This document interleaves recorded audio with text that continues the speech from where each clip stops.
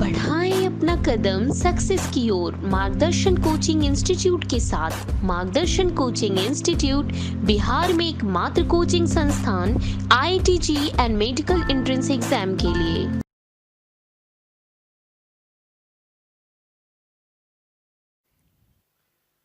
Photo electric effect को देखते हैं हम लोग।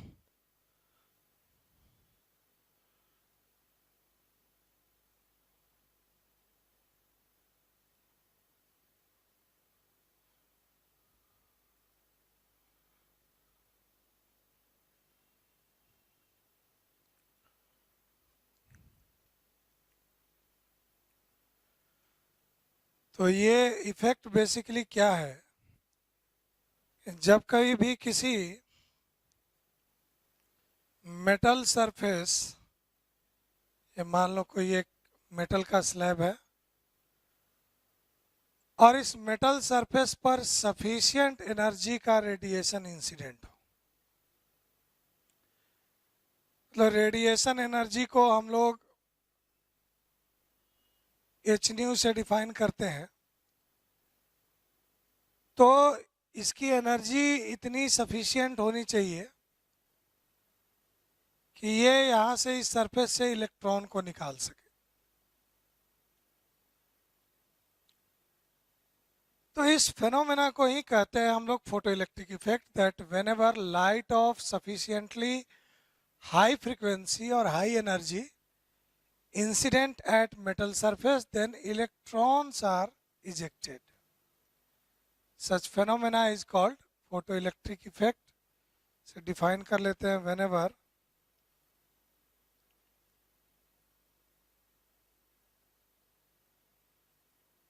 light of sufficiently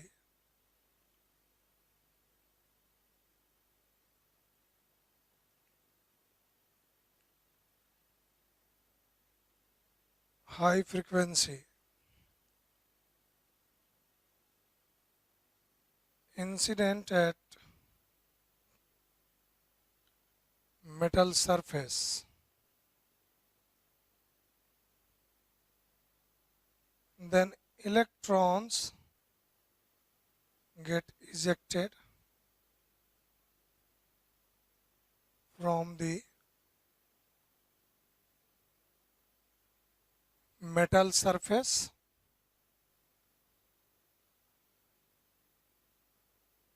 such phenomena is called photoelectric effect.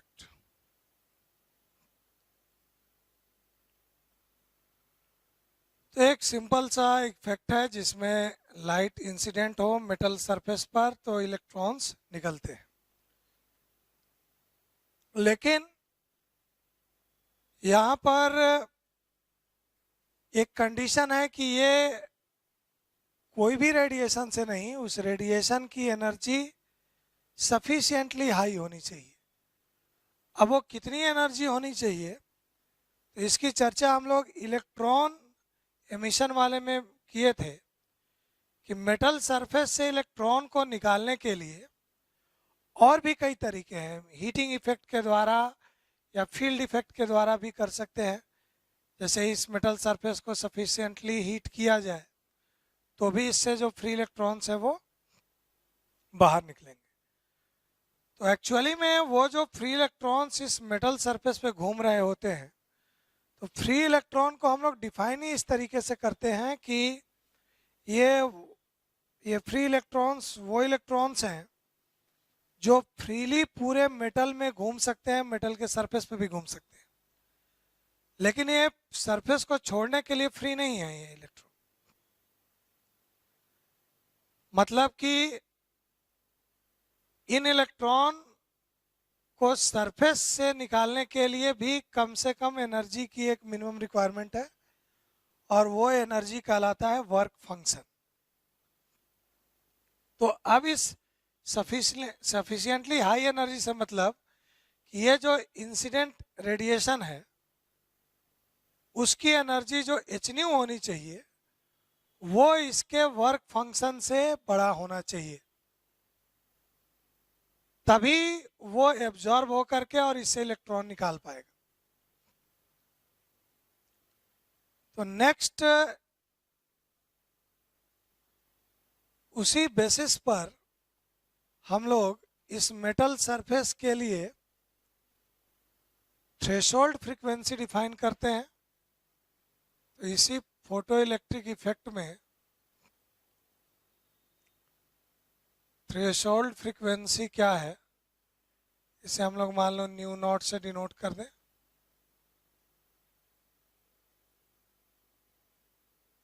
So it is the minimum frequency of incident radiation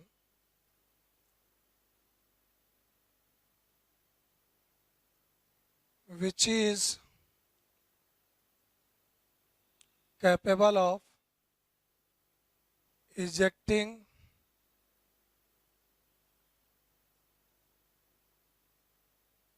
electrons from the given metal surface। ये threshold frequency की value अलग अलग metal surface की अलग अलग होगी, क्योंकि मेटल सरफेस का वर्क फंक्शन भी अलग अलग है। जिस मेटल सरफेस का वर्क फंक्शन कम होगा उसके लिए थ्रेशोल्ड फ्रीक्वेंसी कम होगी, उसके लिए कम एनर्जी वाला रेडिएशन भी निकाल सकता है। तो यहाँ पे उस थ्रेशोल्ड फ्रीक्वेंसी को कैलकुलेट कैसे कर सकते हैं, तो ये जो फाई है वर्क फंक्शन वो एच न्यू नॉट के बराबर हो। This threshold frequency can be given by phi by h. मतलब वर्क फंक्शन किसी मेटल सरफेस का दिया हुआ है, उससे इस प्लैंक कांस्टेंट, ये एच है प्लैंक कांस्टेंट, उसे डिवाइड करोगे तो उस मेटल सरफेस के लिए रिक्वायर्ड थ्रेशोल्ड फ्रीक्वेंसी मिलेगा। और थ्रेशोल्ड फ्रीक्वेंसी की तरह ही थ्रेशोल्ड वेवलेंथ भी, क्योंकि रेडिएशन के लिए फ्रीक्वेंसी और वेवलेंथ दोनों डिफाइन होते हैं। तो थ्रेशोल्ड वेवलेंथ को हम लोग डिफाइन कर सकते हैं इस तरीके से।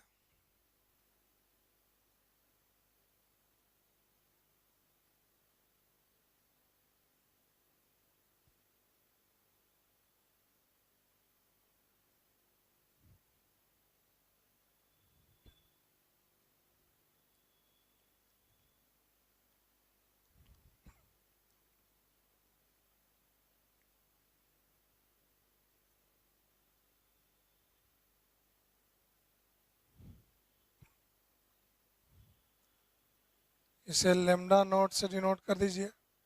तो ये अब जैसे अगर किसी लाइट के लिए वेलोसिटी या किसी वेव के लिए वेलोसिटी फ्रीक्वेंसी इनटू वेवलेंथ होता है, तो किसी भी रेडिएशन का अगर फ्रीक्वेंसी हाई करो तो वेवलेंथ लो होता है।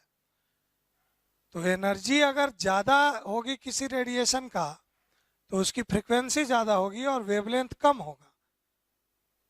तो उसी तरीके से थ्रेशोल्ड वेवलेंथ के लिए हम लोग डिफाइन कर सकते हैं कि ये मैक्सिमम वेवलेंथ उस रेडिएशन का है जिस रेडिएशन से एनर्जी इलेक्ट्रॉन को इजेक्ट कराया जा सकता है। इस वेवलेंथ से अगर और बड़ा वेवलेंथ लोगे तो एनर्जी कम हो जाएगी, फ्रीक्वेंसी कम हो जाएगी, तो वो इलेक्ट्रॉन इजेक्ट नहीं हो पाएगा गिवन मेटल सरफेस के लिए। तो इसको कह सकते हैं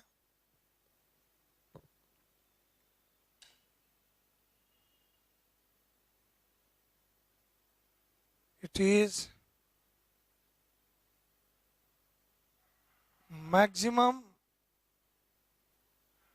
wavelength of incident radiation at metal surface which is capable of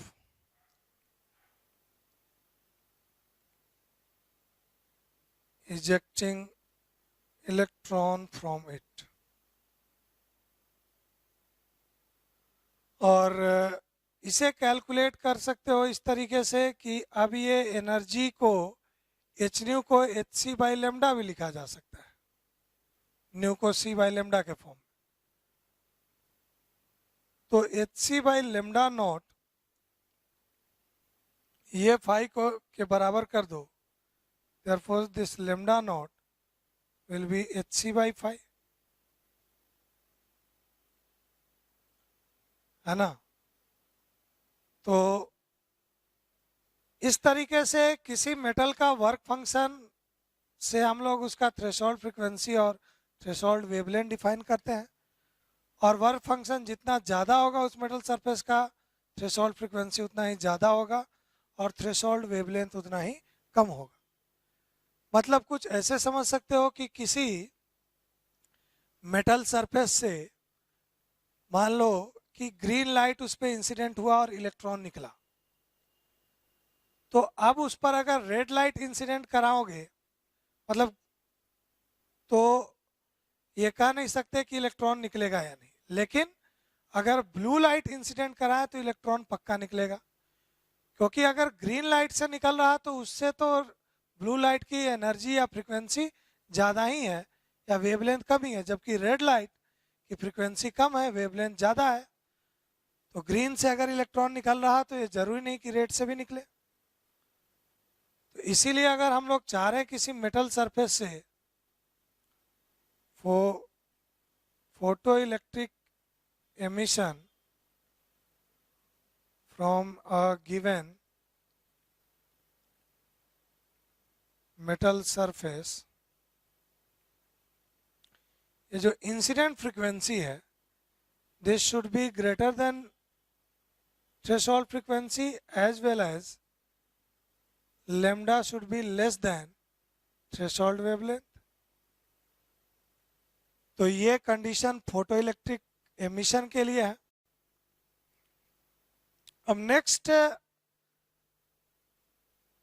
जब यहाँ पर सफिशिएंटली हाई एनर्जी इंसिडेंट होंगे, मतलब अगर फ्रीक्वेंसी न्यू बड़ा है न्यू नॉट से, तो ऐसे में जब ये रेडिएशन इंसिडेंट होगा तो इजेक्टेड इलेक्ट्रॉन कुछ काइनेटिक एनर्जी लेके भी निकल सकते हैं। क्योंकि होता क्या है कि अभी हम लोग आगे समझेंगे लाइट का पार्टिकल नेचर, तो उस के अकॉर्डिंग, पार्टिकल नेचर के अकॉर्डिंग ये लाइट जो है वो कई सारे पैकेट्स ऑफ एनर्जी से बना हुआ है, और ये पैकेट ऑफ एनर्जी फोटोन कहलाते हैं, और उस फोटोन की एनर्जी हम लोग ये बोलते हैं एच न्यू या एच सी बाई लेमडा। तो वो फोटोन जो एनर्जी लेके आ रहा है एच न्यू, वो यहाँ के किसी फ्री इलेक्ट्रॉन के द्वारा एब्जॉर्ब हुआ और उसके बाद ये इलेक्ट्रॉन बाहर निकलेगा। अब ये समझो कि वो इंसिडेंट फोटोन की एनर्जी सपोज 10 इलेक्ट्रॉन वोल्ट है, तो 10 इलेक्ट्रॉन वोल्ट वाले फोटोन को इस इलेक्ट्रॉन ने एब्जॉर्ब किया, और यहाँ पे वर्क फंक्शन इस मेटल सरफेस का सिर्फ 4 इलेक्ट्रॉन वोल्ट है। तो इस इलेक्ट्रॉन को अगर इस सरफेस से बाहर निकलना है तो उसके लिए तो 4 इलेक्ट्रॉन वोल्ट तो इसे निकलने में ही खर्च हो जाना करना पड़ेगा। तो ये इलेक्ट्रॉन जो यहाँ का इलेक्ट्रॉन 10 इलेक्ट्रॉन वोल्ट वाले फोटोन को एब्जॉर्ब किया था, वो यहाँ सरफेस से निकलते हुए ही 4 इलेक्ट्रॉन वोल्ट लूज कर दिया वर्क फंक्शन के अगेंस्ट। तो बचा हुआ 6 इलेक्ट्रॉन वोल्ट से वो निकलेगा। लेकिन ये हमेशा ट्रू नहीं है कि अगर 10 इलेक्ट्रॉन वोल्ट वाला आए तो हर इलेक्ट्रॉन जो निकल रहा है वो 6 इलेक्ट्रॉन वोल्ट लेके निकलेगा। यहां से निकलने वाले इलेक्ट्रॉन 0 से 6 इलेक्ट्रॉन वोल्ट तक की एनर्जी लेके निकलेंगे। मतलब ये हो सकता है कि वो जब फोटोन आया तो इलेक्ट्रॉन के द्वारा एब्जॉर्ब होने के बाद इलेक्ट्रॉन निकलते समय कुछ किसी और अदर इलेक्ट्रॉन से टकराया हो और उसमें कुछ एनर्जी लूज किया हो, तो निकलते निकलते उसकी एनर्जी और घट गई। या फिर कोई ऐसा भी इलेक्ट्रॉन होगा बिल्कुल सरफेस पर, वो हालांकि रेयर है, एक्सेप्शनली ही है, जो कि पूरा 10 वोल्ट एब्जॉर्ब किया और बस 4 वोल्ट ही खर्च होकर के बाकी लेके निकल गया 6 वोल्ट। तो यहां पर ये 6 volt electron volt 6 electron volt जो एनर्जी होगी जिस इलेक्ट्रॉन की, उस इलेक्ट्रॉन के बारे में बोलेंगे कि ये मैक्सिमम काइनेटिक एनर्जी लेके निकला। तो आइंस्टीन ने इसी एनर्जी कैलकुलेशन के बेसिस पर एक फोटो इलेक्ट्रिक इक्वेशन दिया, और आइंस्टीन के अकॉर्डिंग ये एनर्जी इंसिडेंट एनर्जी खर्च होती है कहाँ कहाँ, वर्क फंक्शन में, और बाकी जो एनर्जी है वो इसके काइनेटिक एनर्जी के फॉर्म में रह सकती है। लेकिन अगर वो सब कॉलिजन को अवॉइड कर दें निकलते समय, तो ये इलेक्ट्रॉन मैक्सिमम काइनेटिक एनर्जी लेकर के निकलेगा। तो उस आइंस्टीन के उस इक्वेशन को समझते हैं, फोटो इलेक्ट्रिक इक्वेशन को।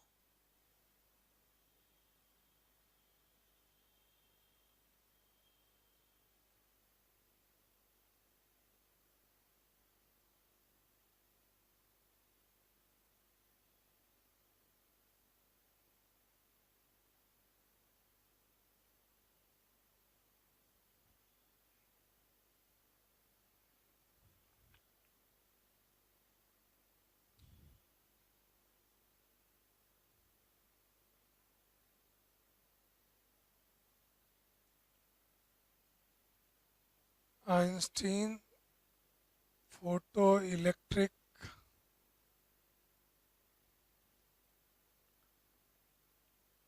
इक्वेशन।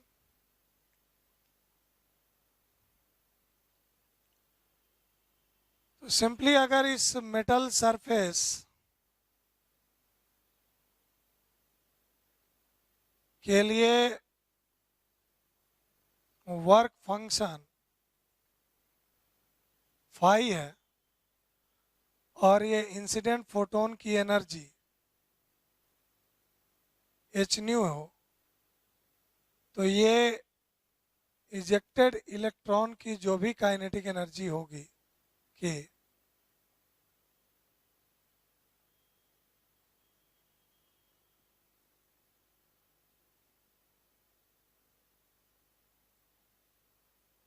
उस इन तीनों को रिलेट कर सकते हैं, लेकिन ये मैक्सिमम काइनेटिक एनर्जी के लिए। सो ये इक्वेशन क्या है, दी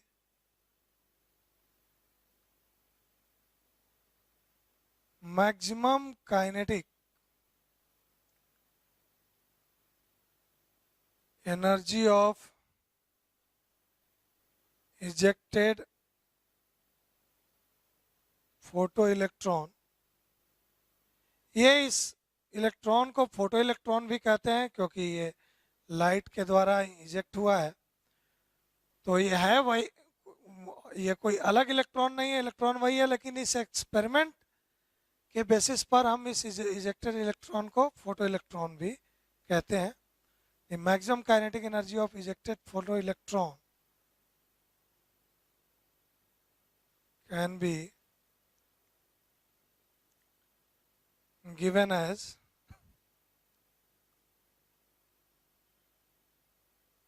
kmax equals to h nu minus phi।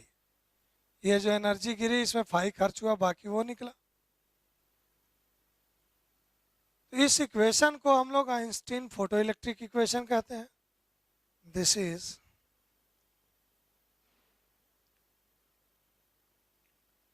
Called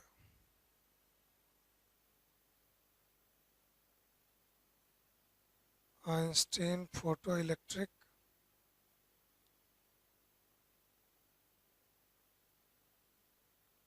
equation.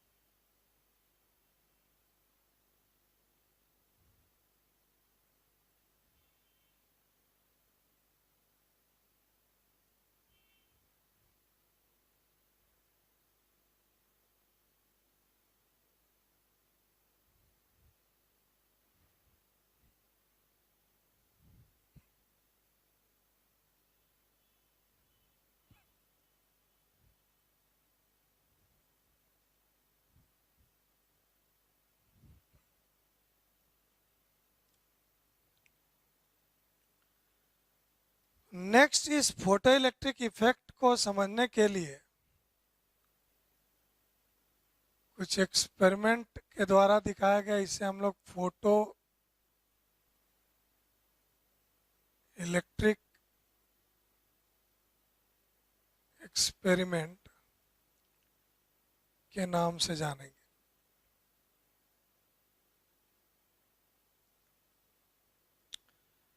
इस एक्सपेरिमेंट में क्या था समझिए।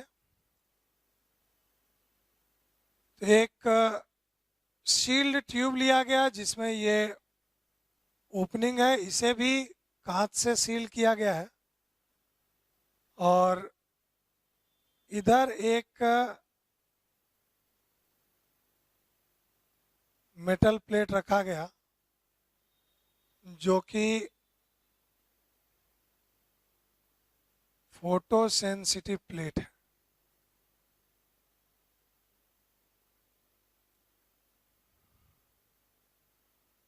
और इसके सामने एक दूसरा मेटल प्लेट भी रखा गया। इसे कनेक्ट किया गया बैटरी से। इस बैटरी का वोल्टेज चेंज किया जा सकता है, पोलैरिटी भी चेंज की जा सकती है, और चूंकि फोटो करंट काफ़ी स्मॉल होगा तो माइक्रो एमीटर, काफ़ी छोटा से छोटा भी करंट जो डिटेक्ट कर सके वैसा एमीटर एक लगाया गया।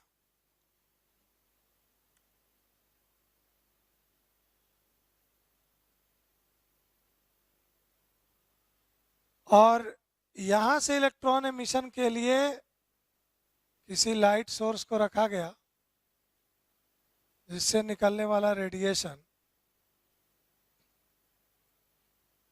इस मेटल प्लेट पे इंसिडेंट होगा, और यहाँ से जो इलेक्ट्रॉन निकलेंगे वो इलेक्ट्रॉन आगे जाकर के इस मेटल सरफेस पर एब्जॉर्ब होंगे। और ये थोड़ी इसकी पोलैरिटी ऐसे कर दो, उसको पॉजिटिव और इसको नेगेटिव, वो इसलिए ताकि इलेक्ट्रॉन जब निकले तो ये पॉजिटिव प्लेट से कनेक्टेड है तो उन इलेक्ट्रॉन को अट्रैक्ट करे और ये प्लेट उन इलेक्ट्रॉन को रिपेल करे। अब इस एक्सपेरिमेंट से कुछ मेजरमेंट किए गए, और वो मेजरमेंट क्या था, तो इस वोल्टेज को बढ़ा करके इस करंट को मेजर किया गया, या वोल्टेज को फिक्स करके इस लाइट की इंटेंसिटी, रेडिएशन इंटेंसिटी, रेडिएशन की बढ़ाने का मतलब है कि ये जो सोर्स जो है जो फोटोन निकाल रहा है और ज़्यादा फोटोन निकाले, और वो इंटेंसिटी बढ़ाने का मतलब कि और ज़्यादा फोटोन गिरे।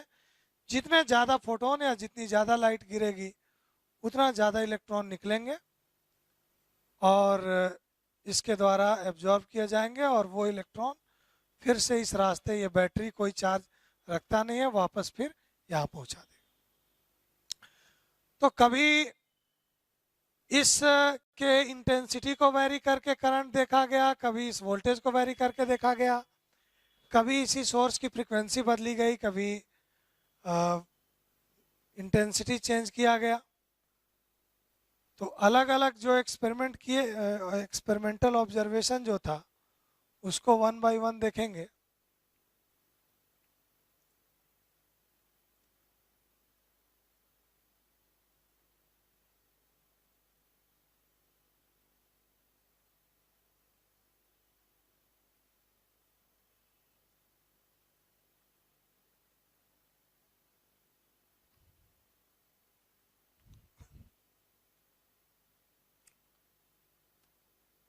तो इस एक्सपेरिमेंटल ऑब्जर्वेशन में सबसे पहले ये देखा गया कि इसकी लाइट की इंटेंसिटी के साथ फोटो करंट का वेरिएशन क्या है, क्योंकि ये जो इजेक्टेड इलेक्ट्रॉन है इनको फोटो इलेक्ट्रॉन कह सकते हो, इनसे जो करंट कंस्टिट्यूट हो रहा उसे हम लोग फोटो करंट कहेंगे। इन इलेक्ट्रॉनों के फ्लो के कारण। So photo current versus intensity of light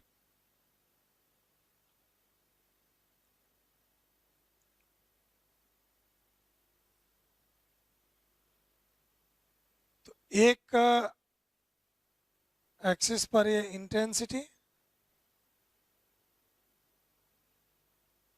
और दूसरे एक्सिस पर फोटो करंट से आईपी से डिनोट कर दो।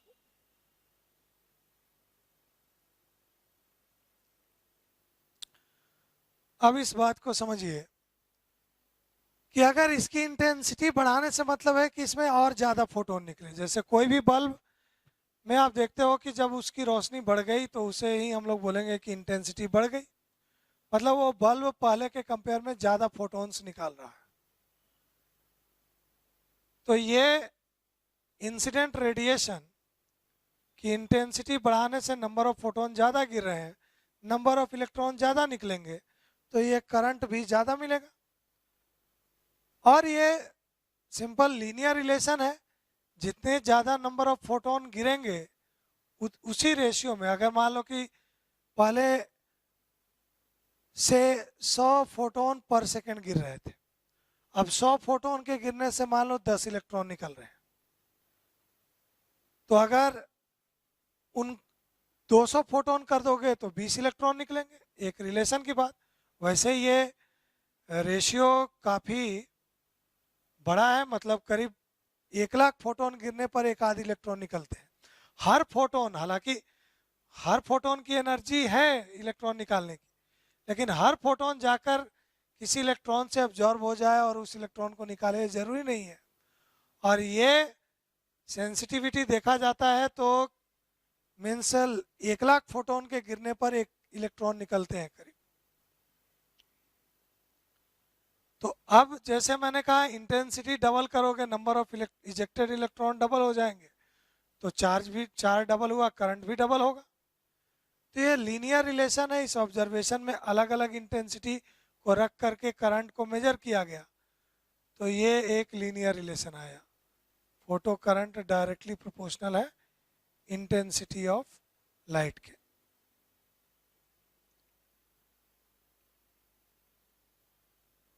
सेकेंड ऑब्जर्वेशन पे आते हैं। अगर हमने इसकी इंटेंसिटी को फिक्स करके इसकी फ्रीक्वेंसी को चेंज किया,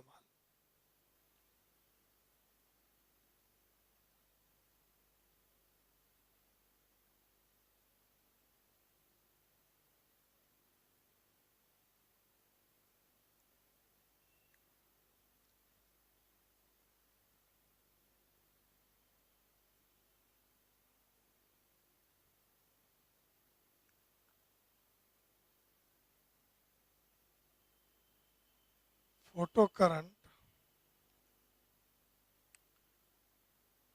एक सेकेंड, पहले हम लोग इस वोल्टेज के साथ वेरिएशन को देखें कि इस वोल्टेज को बढ़ाने से करंट किस तरीके से चेंज हो रहा है। Photo current versus applied potential difference. Potential difference जो है V अप्लाई किया गया है,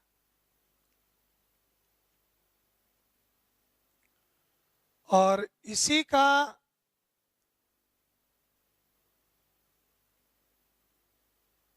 आगे भी एक दो केस को समझेंगे। तो अब इस कंडीशन में फोटो करंट का वेरिएशन देखना है हमें इस वोल्टेज के साथ। एक्चुअली में होता क्या है कि मान लो ये सोर्स अभी कैपेबल है इलेक्ट्रॉन को निकालने के लिए, लेकिन जब यहाँ से इलेक्ट्रॉन निकले तो इस प्लेट के पास उतने इलेक्ट्रॉनों की मान लो कमी भी हो गई। पहले से प्लेट न्यूट्रल था, इलेक्ट्रॉन निकले तो इस पे पॉजिटिव चार्ज भी आया, तो ये प्लेट भी इलेक्ट्रॉन को आगे जाने से रोकेगा, क्योंकि इससे इलेक्ट्रॉन निकलने से पॉजिटिवली चार्ज हुआ उस मोमेंट। अब ये इलेक्ट्रॉन जो निकल रहे हैं यहाँ से अलग अलग एनर्जी के साथ निकल रहे हैं, जो कि हमने कहा भी था कि एक इलेक्ट्रॉन की जो निकलने की एनर्जी होती है, निकलने के बाद जो काइनेटिक एनर्जी, वो 0 इलेक्ट्रॉन वोल्ट से उसके मैक्सिमम काइनेटिक एनर्जी के बीच में होती है। बोलो तो 0 से लेकर h⁻⁵ तक इसकी एनर्जी होती है। तो अलग अलग इलेक्ट्रॉनों की एनर्जी अगर अलग अलग है तो ये जरूरी नहीं कि सारे इलेक्ट्रॉन जो निकले यहाँ पहुंचे, क्योंकि ये प्लेट उनको जाने से रोकेगा भी। तो कुछ इलेक्ट्रॉन रुक रुक भी गए बीच रास्ते में ही, उधर वापस चले गए, कुछ पहुंचे यहाँ पे। लेकिन अगर इस वोल्टेज को बढ़ाते हैं तो इस वोल्टेज के बढ़ने से इस प्लेट का पॉजिटिव प्लेट का पोटेंशियल बढ़ाने से ये और ज़्यादा इलेक्ट्रॉनों को अट्रैक्ट कर सकता है इस वोल्टेज के बढ़ने से। तो धीरे धीरे जैसे जैसे वोल्टेज बढ़ाएंगे और इलेक्ट्रॉन आगे, पहले मान लो कि किसी सर्टेन वोल्टेज 10 वोल्ट पर सेकंड मान लो 10 इलेक्ट्रॉन पहुंच रहे थे, तो इसका 10 से 15 वोल्ट किए तो अब 12 इलेक्ट्रॉन मान लो पहुंचने लगे, 20 वोल्ट किए तो 16 इलेक्ट्रॉन पहुंचने लगे। तो ये तय है कि इस वोल्टेज को बढ़ाने से ये और ज़्यादा इलेक्ट्रॉन आएंगे। लेकिन ऑब्जर्वेशन में देखा गया कि ये रिलेशन लीनियर नहीं था। हालांकि इवन इसको 0 वोल्ट भी कर दोगे तो भी कुछ इलेक्ट्रॉन, एनर्जेटिक इलेक्ट्रॉन यहाँ पहुंच रहे होंगे। मतलब इस वोल्टेज को अगर 0 भी रखा जाए तो भी ऐसा नहीं कि फोटो करंट 0 होगा, कुछ फोटो करंट होगा, क्योंकि कुछ एनर्जेटिक इलेक्ट्रॉन अभी पहुंच रहे होंगे। अब वोल्टेज इसमें पॉजिटिव वोल्टेज और बढ़ाए तो और इलेक्ट्रॉन जाने लगे, तो वोल्टेज बढ़ाने से करंट बढ़ने लगा। लेकिन करंट ऐसा नहीं कि एक तो लीनियरली नहीं बढ़ता और दूसरा हमेशा नहीं बढ़ते रहता, एक लिमिट पे जा करके वो सैचुरेट कर जाता है। सैचुरेट कर गया करंट। क्यों सैचुरेट कर गया? क्योंकि जैसा मैंने कहा कि मान लो ये सोर्स पे जो इंसिडेंट फोटोन है वो पर सेकेंड सपोज 20 इलेक्ट्रॉन निकालने में कैपेबल है, लेकिन जब ये 0 वोल्ट पे था, सिंपली वायर कनेक्टेड था, तो भी 20 इजेक्टेड इलेक्ट्रॉन में मान लो 2 इलेक्ट्रॉन पहुंच रहे थे, करंट कुछ था। वोल्टेज बढ़ाए, 4 पहुंचे और बढ़ाए, 10 पहुंचे और बढ़ाए, 15 पहुंचे और बढ़ाए, 18 पहुंचे और बढ़ाए, 20 का 20 पहुंच गए। लेकिन उसके आगे बढ़ाओ तो अब तो ये ज़्यादा इजेक्ट ही नहीं हो रहे हैं, तो 20 की लिमिट हो गई। तो वो जो वोल्टेज है जिस पर एक करंट अपना मैक्सिमम वैल्यू ले लिया, उस मैक्सिमम करंट को हम लोग सैचुरेशन करंट बोलेंगे। तो ये तो बात हो गई जब इसकी पॉजिटिव में वोल्टेज बढ़ाते गए। लेकिन इसके वोल्टेज को, जैसा मैंने कहा कि इसकी पोलरिटी अब चेंज करके देखते हैं, इधर प्लस उधर माइनस कर दिए, ये निगेटिवली चार्ज हो गया, तो अब तो ये इन इलेक्ट्रॉनों को आने से रोकेगा। तो शुरुआत में मान लो कि निगेटिव में जब लाएं तो 0 पर भी मान लो 5 इलेक्ट्रॉन पहुंच रहे थे, कुछ निगेटिव किए तो 5 के बदले 4 ही पहुंचे, और निगेटिव किए 3 ही पहुंचे, और निगेटिव किए 2 ही पहुंचे। इतना निगेटिव कर दिए जब कोई इलेक्ट्रॉन नहीं पहुंच रहा है। मतलब V को अगर पॉजिटिव से निगेटिव में कर दिए तो ये करंट घटने लगा, और घटते घटते एक लेवल पे आकर, एक वोल्टेज पे आकर के ये करंट 0 हो गया।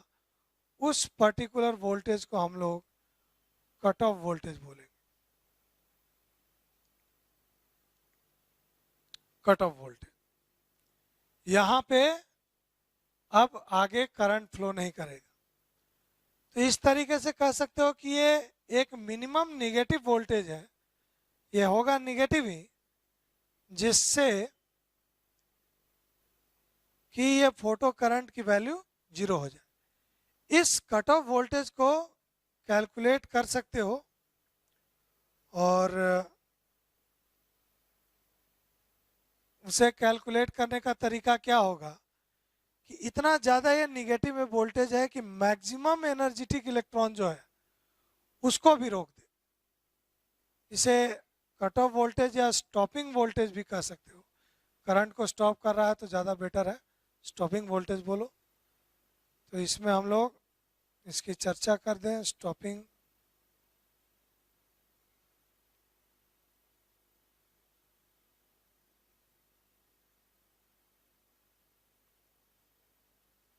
मिनिमम नेगेटिव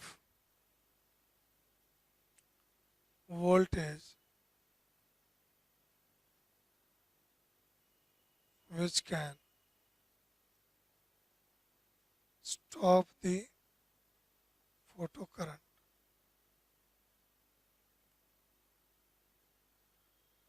और उसके लिए जरूरी क्या है कि ये जो मैक्सिमम काइनेटिक एनर्जी, जो काइनेटिक एनर्जी लेके निकला इलेक्ट्रॉन, उस इलेक्ट्रॉन को भी Vs वोल्टेज से ट्रेवल करते करते रुक जाना पड़े, क्योंकि अब अपोजिंग में है। तो चार्ज इनटू पोटेंशियल डिफरेंस ये तो एनर्जी के बराबर होता ही है, लेकिन इस बार ये इलेक्ट्रॉन जब ये अपोजिट कर दोगे तो इलेक्ट्रॉन बढ़ते हुए एनर्जी गेन नहीं कर रहा बल्कि लूज कर रहा। तो मैक्सिमम काइनेटिक एनर्जी वाला भी लूज कर सके, वो वोल्टेज स्टॉपिंग वोल्टेज है। तो इस स्टॉपिंग वोल्टेज को कैलकुलेट किया जा सकता है इस तरीके से, के मैक्स बाई ई के द्वारा।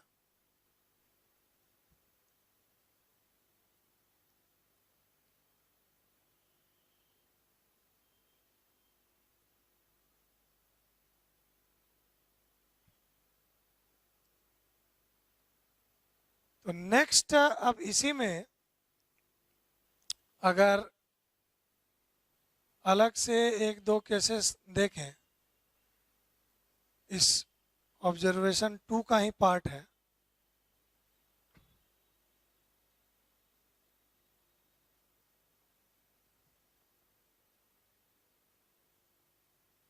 तो 2 में ही अगर केस 1 करें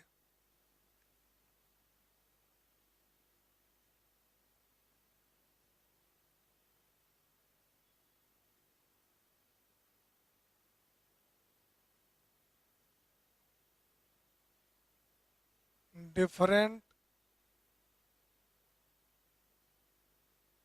frequencies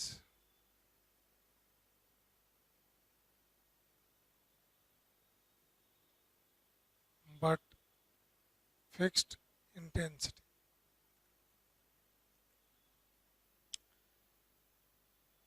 इंटेंसिटी फिक्स करने का मतलब कि नंबर ऑफ फोटोन उतने ही गिर रहे हैं, लेकिन अलग अलग फ्रीक्वेंसी से चेक किए।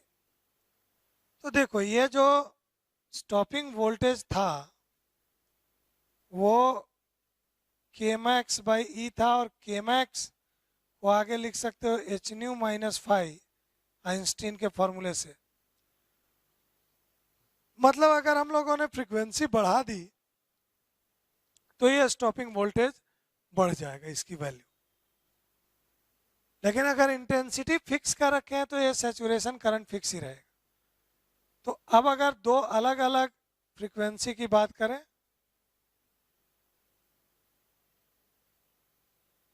तो ये ग्राफ एक फ्रीक्वेंसी मान लो न्यू1 पे खींचा गया, एक न्यू2 पे, इंटेंसिटी वही रखते हुए इसको चेंज किया गया फ्रीक्वेंसी को। तो इसमें अलग अलग स्टॉपिंग वोल्टेज आएंगे, न्यू अलग अलग है। तो अब इसमें अगर देखो तो ये मान लो V1 है, ये V2 है, तो यहाँ पे इस रिलेशन से देखोगे जिसका न्यू बड़ा होगा उसका स्टॉपिंग वोल्टेज बड़ा होगा।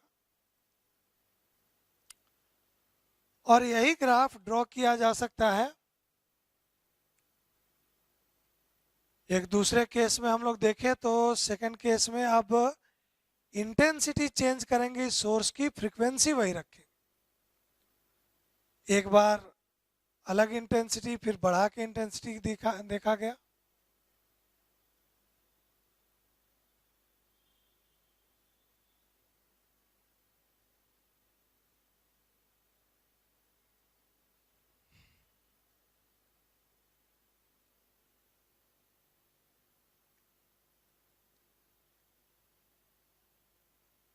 तो इस सेकंड केस में ये क्या है कि फिक्स्ड फ्रीक्वेंसी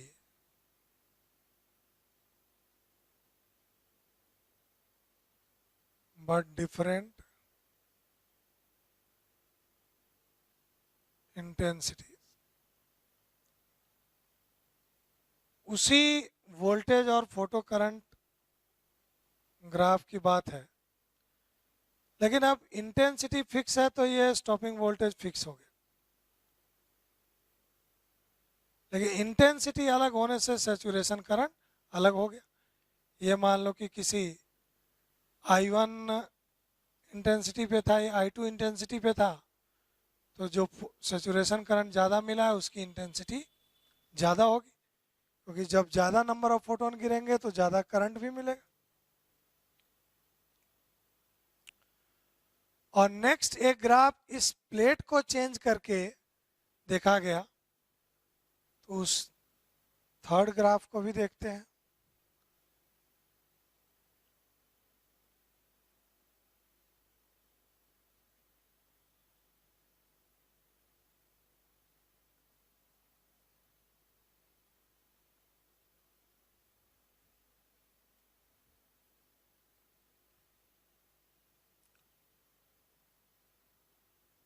थर्ड ग्राफ में एक पे फ्रीक्वेंसी को रखा गया और दूसरे पे स्टॉपिंग वोल्टेज को। रिलेशन अपने पास ऑलरेडी है, stopping voltage H nu minus phi divided by E है।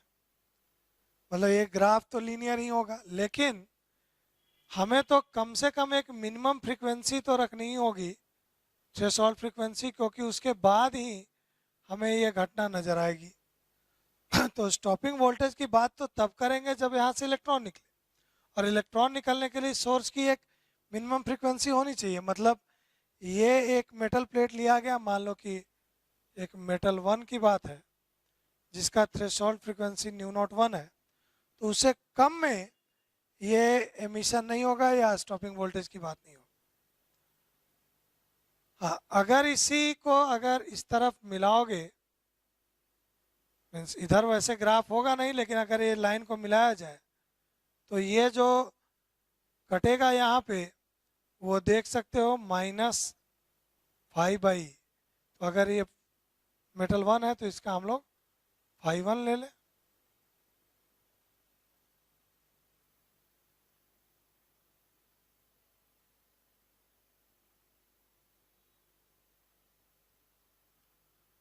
और वही अगर मेटल प्लेट को वहां चेंज करके देखें,